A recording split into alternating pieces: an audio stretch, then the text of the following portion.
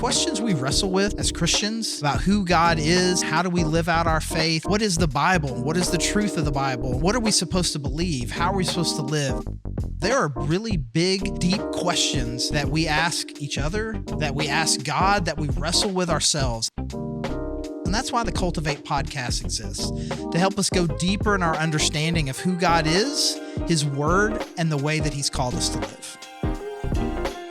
Hey everyone, welcome to the Cultivate Podcast with the Grove Church. I'm Charlie Loften, the lead pastor there, and we have Abigail Boone, creative director for the Grove Church, producer of the podcast, bringer of questions and joy. Thank you. Yep. So glad that you are with us as always. And we are working our way through some points of systematic theology and are currently in a sub-series in that, talking about anthropology, the study of humans. And we have talked about the creation, but in kind of in a more non-traditional way, just kind of what do we learn about who we are from the creation story, as opposed to allowing ourselves to get bogged down in a creation evolution debate. But even in the middle of that, I managed to take quite a few pot shots at the theory of evolution as an insufficient story to explain the who's, what's, and whys of who we are. Right. Then we spent some time talking about that very powerful passage in Genesis chapter 1 that says that we're created in the image and likeness of God and what that means.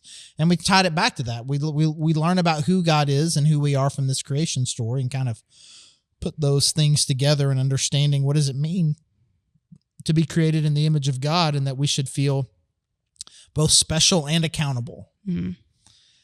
And it's a beautiful story. And it would be great if the story kind of not ended there, but just kind of like that, kind of stayed in that same sort of space where we are a special, unique creation, loved by God, given a job and purpose and life by God, created to be in a special place and a perfect, wonderful relationship with God. But it didn't stay that way. And I guess we have not, as of yet, said anything about Genesis chapter 2. Genesis 1 and 2, so Genesis 2 kind of goes into more detail about what the story of the creation of people was like. It starts with Adam being created from dust, and the Lord formed a man and from the dust of his ground and breathed into his nostrils the breath of life, and the man became a living being. Now the Lord God had planted a garden in the east in Eden, and there he put the man he had formed, and there was all these trees, and there was these beautiful rivers, and there's all these awesome things, and it was just this beautiful place. And God took the man, put him in the Garden of Eden to work it and to take care of it. And he commanded, hey, you can eat from any tree in the garden, but do not eat from this one particular tree, the tree of the knowledge of good and evil, for when you eat from it, you will certainly die. And so we see kind of, again, this thing that we were talking about before, the tender care that God has, and that it wasn't like, again, a very intentional image here that God is making of, I have created everything. Now I'm going to, separate from all of that, create a being and then place it into this very special place with a very particular job, and really with just one rule. Don't eat this from this one particular tree. Right. You can eat anywhere else you want, just don't eat from this one particular tree. And then it goes into the thing that you're going to hear in every Christian marriage from now until eternity. It's not good for man to be alone. I will make a helper suitable for him. And so then, I dare you to not read it at my wedding. You dare me to not read it at your wedding? No, I definitely won't. I'm not out here doing standard weddings. Perfect. But I will do whatever you would like for me to do. Okay. Even if your fiance/husband objects, it's about what the bride wants. So you tell me what you movies the whole time. Do what? Just do a whole monologue of quoting movies. What if the entire little small sermon was just a collection of various movie quotes? Yes. That would take a lot of work. You can do it. Start now. I'm not dating anyone. That's might as well start now. Well, I think AI could help with that. Yeah.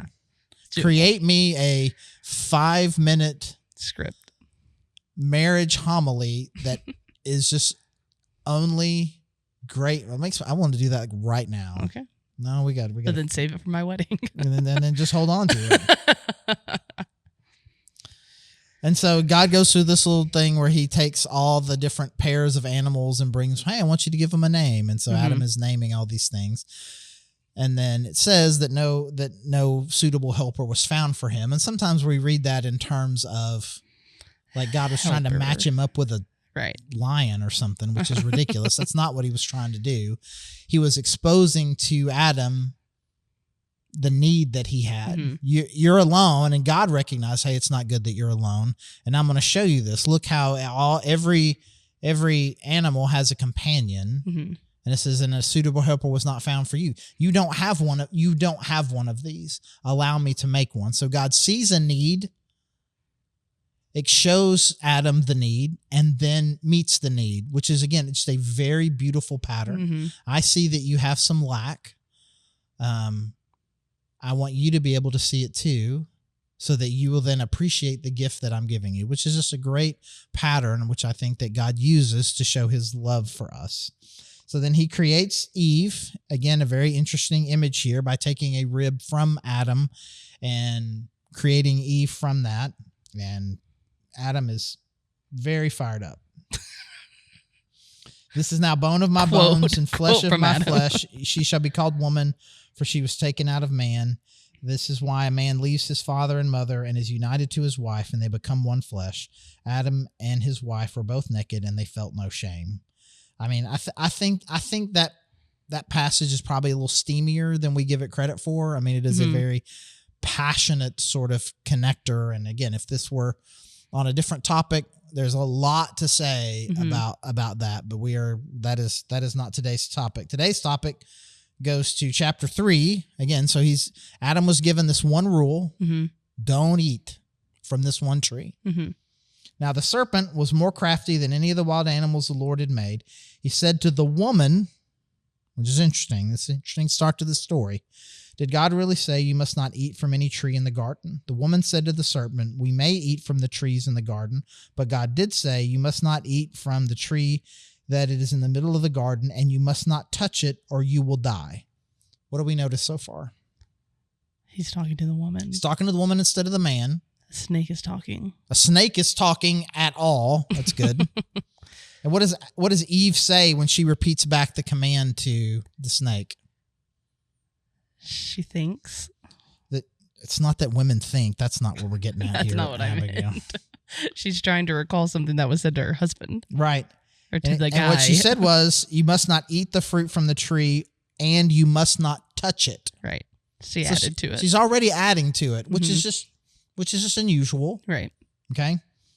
And then the serpent says, you will certainly not die, for God knows that when you eat it, your eyes will be opened and you'll be like God, knowing good and evil. When the woman saw that the fruit of the tree was good for food and pleasing to the eye and also desirable for gaining wisdom, she took some and ate it. She also gave some to her husband who was with her, and he ate it. Then the eyes of both of them were opened, and they realized they were naked. So they sewed fig leaves together and made coverings for themselves. What do we notice here? Their shame has appeared. Shame is the most immediate impact seems to be shame. That's a wild beast. And shame about something that isn't... That God didn't say was wrong. That isn't shameful. Right. He created it that way. I mean, it wasn't like... And their eyes were opened, and as Adam is stabbing some other dude, he felt shame. Right. They became aware. Yeah. They became insecure of what God had already created them to be. Yeah. I think that's really important. I mean, because I feel ashamed because I've been lying to my family for the last 10 years. Oh, you're not supposed to feel shame. Shame is a result of the fall. I'm like, well, we need to have a little nuance to our words. I mean, the shame that is talked about here is something that God has declared good.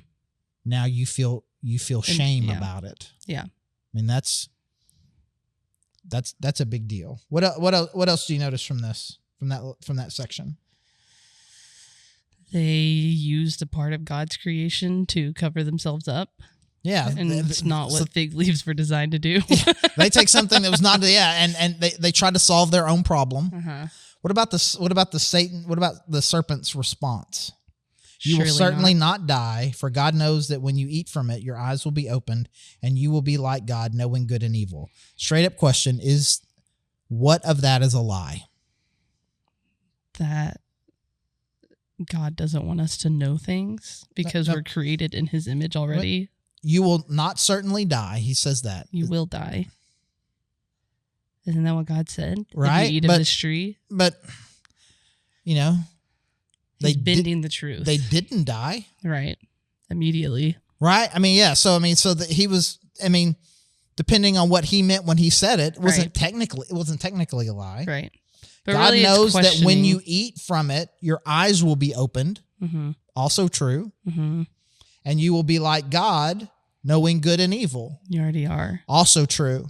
But it's also true. There is some things that they did not know. Mm-hmm. They did not know what evil was. Mm-hmm. And so it's also true what he says. When you eat this, you'll know what good and evil is. Right now, they only know good. They don't know what evil is. Right. And so everything that he says there, you kind of have to squint your eyes a little bit. He technically doesn't lie. Right. Which is why he is often referred to as a deceiver. Right. In this context. It's not that he's not also a liar. Right.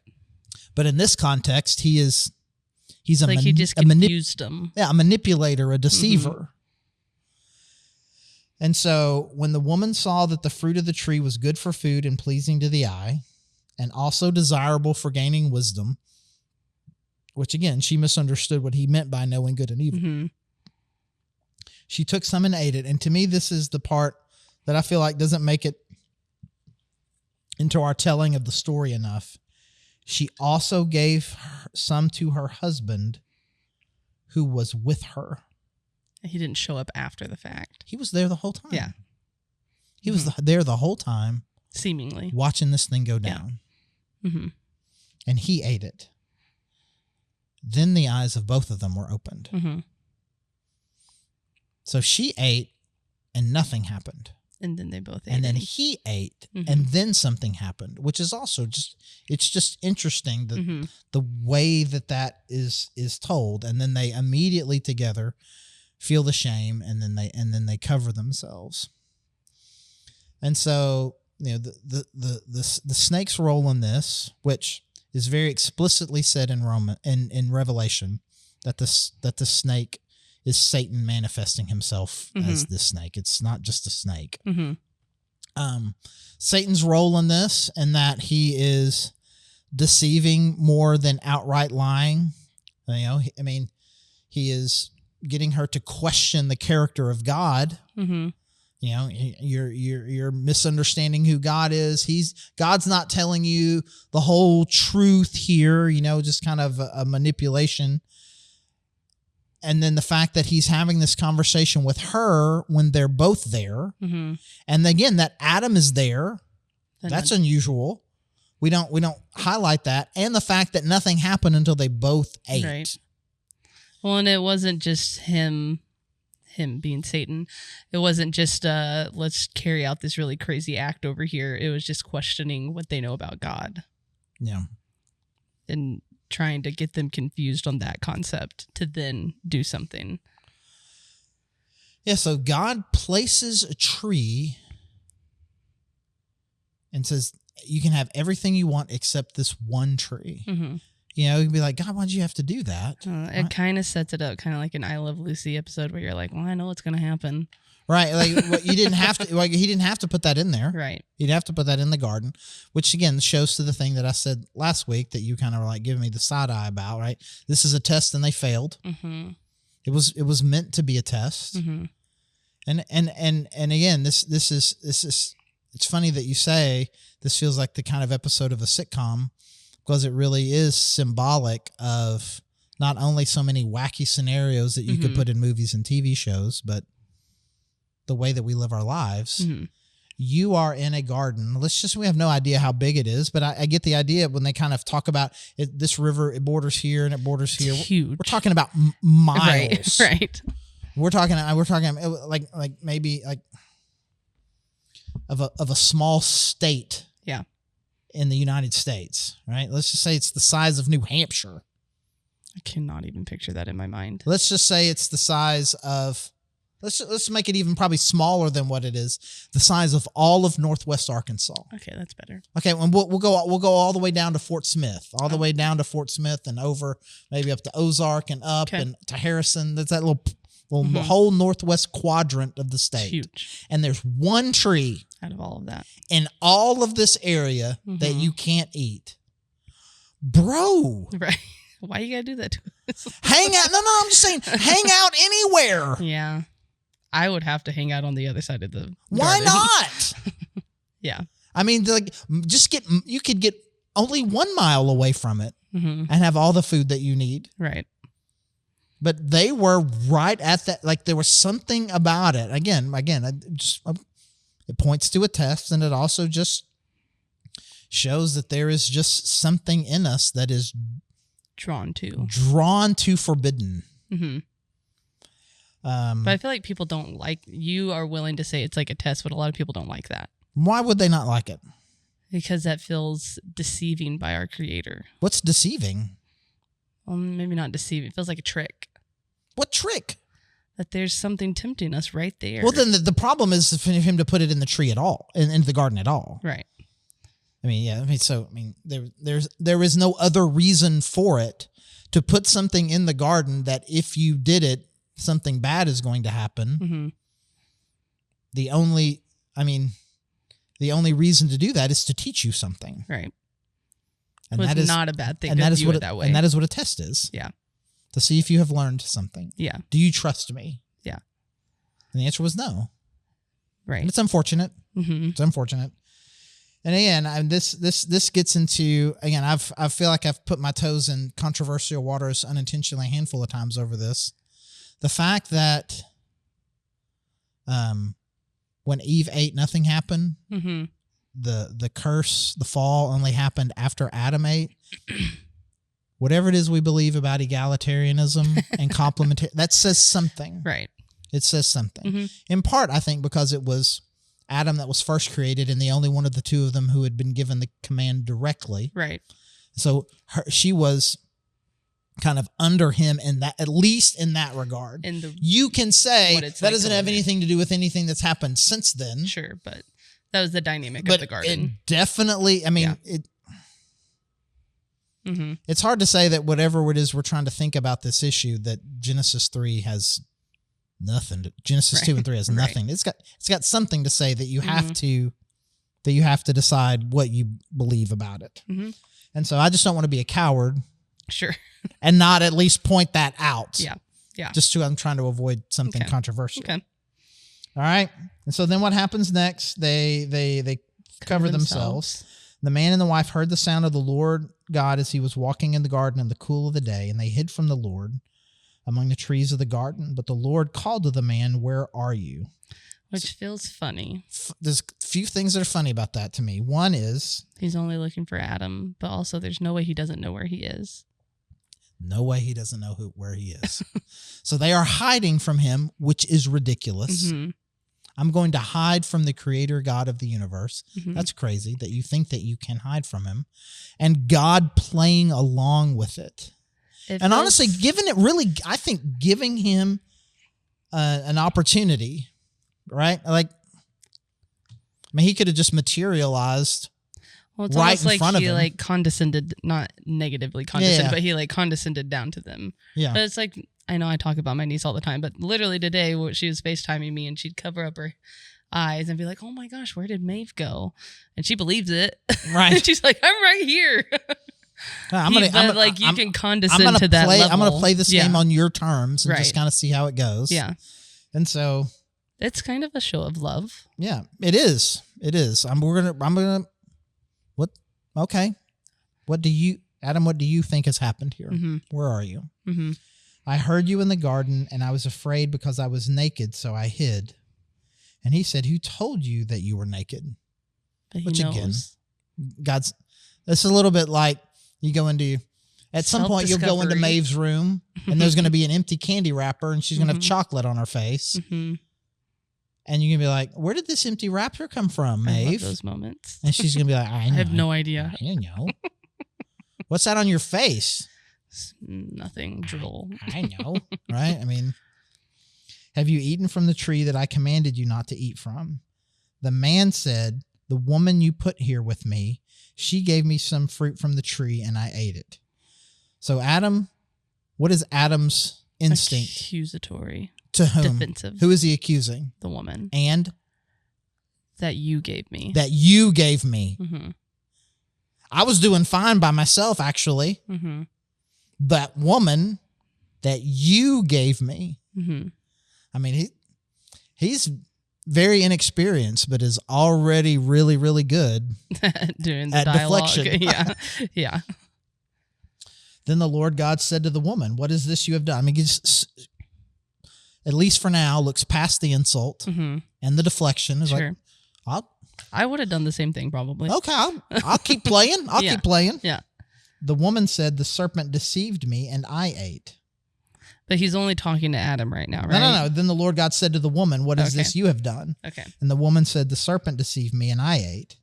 So the Lord God said to the serpent, because you have done this, cursed are you above all livestock and all wild animals. You will crawl on your belly and you will eat dust all the days of your life. I will put enmity between you and the woman and between your offspring and hers. He will crush your head and you will strike his heel. So interesting here, right? She puts the blame on the snake, and then God turns his attention to the snake. And it's really interesting the way that he does this, because it seems like at one part of this, he is cursing the actual animal, the actual animals, snakes, which really seems fitting because I unfair don't like them. to the snake. Like, what did the snake do? Like snakes in general, what did snakes do? Nothing. Like the body that encased Satan at the time. I mean, when Satan did that. It's all Satan's fault. Like, it's not the snake's fault. I know, but I just hate But snakes. again, it's symbolic. Sure. It's symbolic. But then he switches really to then a switch to really speaking to Satan himself and says, I will put enmity between you and the woman, between your offsprings and hers. He will crush your head and you will strike his heel. On the one hand, you could be like, that could all still just be talking about people and snakes, because people don't like snakes and snakes are biting heels and we do step on their heads. But there is something deeper that he's saying there. There is an enmity that is going to happen between people and what you're about, Satan. And you are going to be constantly coming at heels, but your head is going to be crushed, which this is referred to as the first prophecy about Jesus. Right. That this is talking about you're going to come at people. Really, you're going to come at a particular person. And you're going to bite his heel, which he does. He kind of comes at him. But he's ultimately going to get his head crushed. And so there's a lot going on there in this consequence. This kind of setting up the story of Satan's role in the earth, which we talked about before in angelology, the role that he has, and then ultimately setting up the big picture solution that is going to come to this. You have caused this problem. It is going to be a problem for a long time, and you are going to be a heel biter, but ultimately your head is going to get crushed. And this is going to be fully manifested in the time of Jesus. Right. To the woman, he said, I will make your pains in childbearing very severe. With painful labor, you will give birth to children. Your desire will be for your husband, and he will rule over you. To Adam, he said, because you listened to your wife and ate fruit from the tree about which I commanded you, you must not eat from it. Cursed is the ground because of you. Through painful toil, you will eat food from it all the days of your life. It will produce thorns and thistles for you, and you will eat the plants of the field. By the sweat of your brow you will eat your food until you return to the ground. Since from it you were taken, from dust you are, and to dust you will return. Adam named his wife Eve because she would become the mother of living things, mother of all the living. The Lord God made garments of skin for Adam and his wife and clothed them. And the Lord God said, the man has now become like one of us, knowing good and evil. He must not be allowed to reach out his hand and take also from the tree of life and eat and live forever. So the Lord God banished him from the Garden of Eden to work the ground from which he had been taken.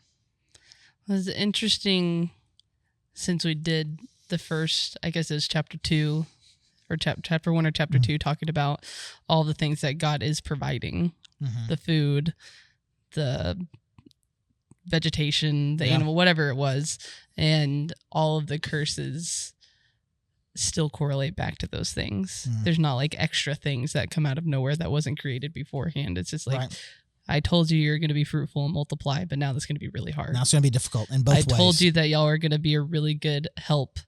Now it's going to be really hard. Yeah. I told you that you have food galore to pick from and have at whatever you need. Now it's going to be really hard. Yeah. So now I wanted you to be fruitful and multiply. Now childbirth is going to be awful. I've told you that you're going to be, again, have this partnership and help one another. And now it's going to be, you're going to be at each other's throats. There's going to be beef. There's going to be fighting rather than kind of this partnership. And you're still going to have to take care of the earth in order to produce food, but it's not going to be easy. It switches from work to toil, which is an interesting thing. Work is not sinful. Right. Toil, that's different. Work is not a curse. Right. Work is not a curse. The fact that work becomes toil is. And now we've been at it so long. Right. They feel like the same thing. Work is toil, but that is a consequence. Childbirth is hard. That seems normal, but it's a consequence. Right. Husband and wife battling over who gets to be in charge feels normal. That's a curse. But it's a curse. And so then he's like, and you've got to go. But on his way out, and again, it's just another beautiful picture of what is about to come in all of the rest of the Bible. They try to cover themselves with leaves, which are completely inadequate. I'm sure he was like what on earth were they even using to bind the leaves together? Anyways. I've never even thought about that. It just stuck to them. It adheres. I guess they were so nervous. Right. They were so nervous. They were sweaty. A little damp. Stuck it to gross. But rather than accepting their inadequate answer, he does something. And what does he do? Better to provide for them. But in order to do it, an animal had to be sacrificed. So he kills an animal to provide them with covering, which moves us into the sacrificial system that's about to get created in a couple of books, and then I feel like people moves us all the way into Jesus. Right. Well, there's so many parts of this story that are probably, we've heard it so much that we lose the weight of what's happening there. But like, just imagining you've done something totally unforgivable in your family, quote unquote. But then for your parents to give you everything you need as they kick you out of your house is a totally different thing. And so like, that's what he did. He gave them the ability to still survive, but right now go. Well, but then you add to that, but first you got to watch me kill this goat. Right.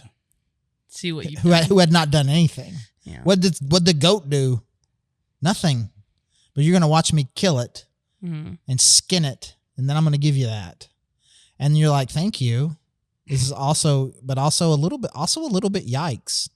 Well, because they hadn't been in a world where animals got slaughtered like that yet. Yep. So it was gruesome. And so on the hindsight for us, it's like, oh, that's great. I mean, people have been making clothes out of animal skin for a really long time. And there was so the people who read it for the first time, you know, the Israelites coming out of the Exodus, that would not have been shocking to them. But how shocking would it have been to Adam and Eve to have watched that? So you want to put your brain in the eyes and ears of the original reader, but also the people that it's happening to. I mean, that would have been overwhelming. Now there's blood everywhere, and also now I'm wearing an animal skin. Right. Well, also, this is kind of the first time we entered into the theme of wandering too. That we're set out. Obviously, Israel is the homeland, all the like promised land, all of that kind of stuff. But even before then, Adam and Eve being sent out is the first step into wandering and not having a home place that was specifically created for us to thrive and reproduce.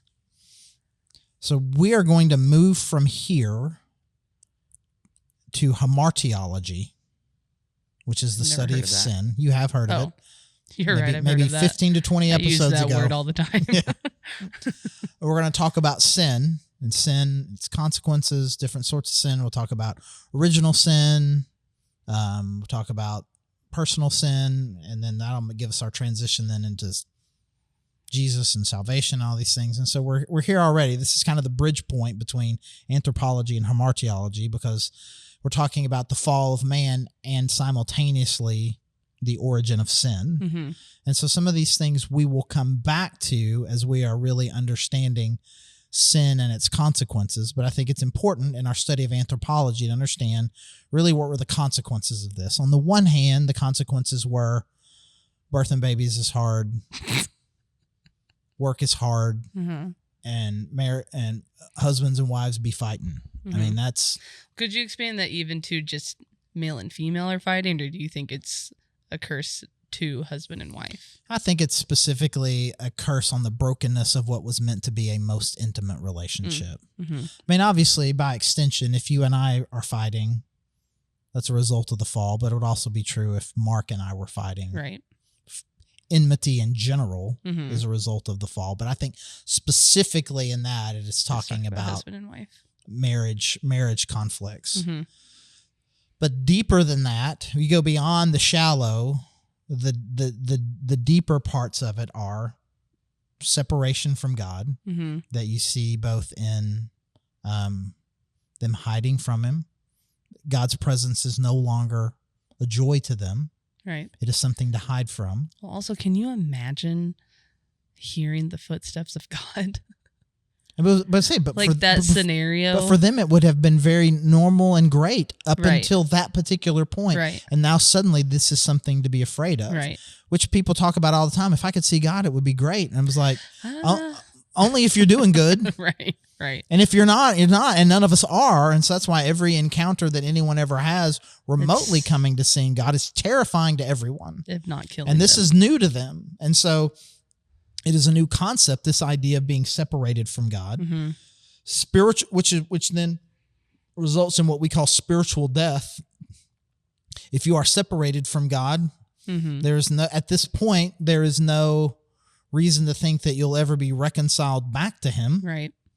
We get the hints of that through the making of the animal clothes, right? Mm-hmm. The skin coverings, those sorts of things. And again, we're talking about Jesus, and ultimately the word is going to get out as God is talking and explaining salvation and things to him and how you do come back. But at this point,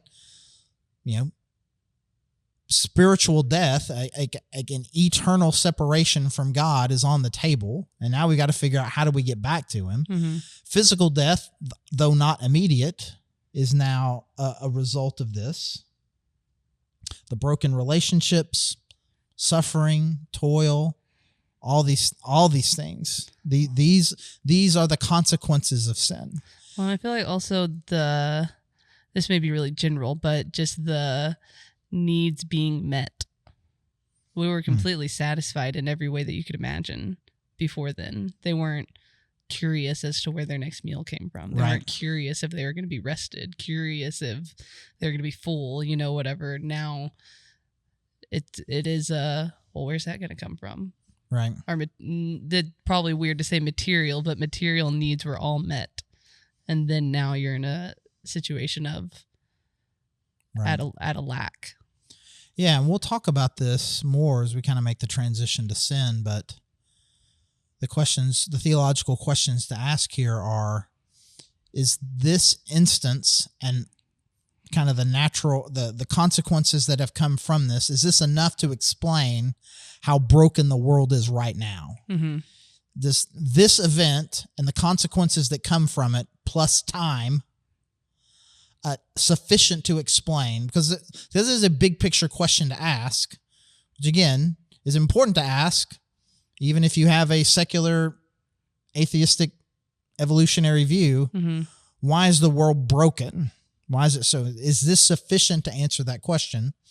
And because no, man, there's some problems in this world that seem to go deeper than that, or is it like is what has happened here justifiable to allow? If so, then it seems like that there is a lot of evil now in the world, a lot of darkness.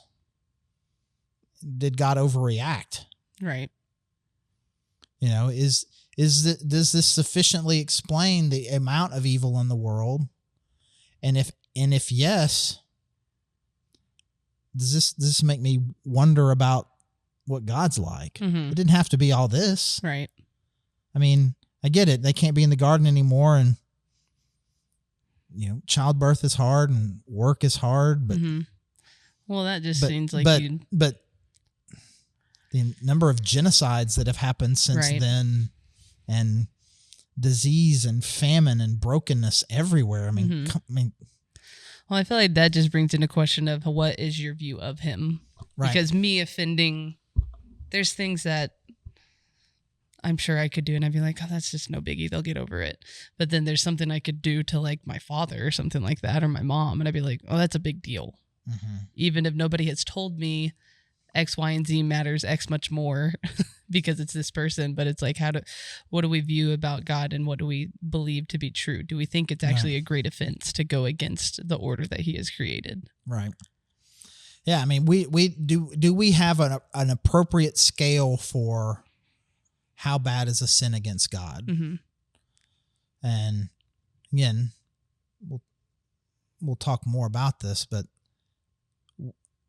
the way that we were describing how amazing the Genesis 1 God is, what is an appropriate consequence for rebelling and offending that God? I mean, he's nice, but that's not all we learn about him from Genesis 1. What is the offense? See his power. What is the appropriate consequence for offending a God that good and that powerful? What is an appropriate response? And we can say all we want, it should be less, but it's kind of a self-interested answer, right? So we'll definitely spend some time getting into that, because I think the ball is now rolling. Sin has now entered into the world. What are its ongoing consequences? So Adam and Eve failed their test. Are we all subject to that same test? Or did he fail it on behalf of all of us? Right. That's a big question. Right? So are we born innocent into a bad world? They were born innocent into a good world. Are we born innocent into a bad world? Or are we born under the burden? We are like them now. We are no longer innocent, but we are fallen sinners in a fallen world. Or are we innocent people in a fallen world, and because we're innocent people in a fallen world, we're all going to fall? Or is there something about our very nature that has been corrupted by this? Right. There was a time when that was less controversial. Now it's a pretty hot topic. It's pretty controversial now. But you can read, what is it, Romans 8? We can read Romans 8. You can read Romans 5. You can read Romans 8. You can read Romans 9. Or you can choose not to. Anyways, Abigail, thanks as always. And thank you for joining us. And Abigail and I will have a powwow if we're going to just jump straight into martyrology, or we're going to do some Q&A first. You'll find out next week. And we will continue on in our discussion of systematic theology. As always, thank you so much for joining us. And you can find more about us as a church. You can ask questions about our podcast or questions for the podcast, thegrovechurch.org/connect. You can find a form there you can fill out. Anyway, we would love to know you, help you any way that we can, and see you soon. Thank you for listening to the Cultivate Podcast. Our hope is that you are taking steps to go deeper in your faith, that you are asking big questions and you're looking for answers. We hope that we can be a resource for you through our podcast and any other way that we can help you. You can find all our episodes anywhere that you can find podcasts, including YouTube. And again, thank you so much for joining us.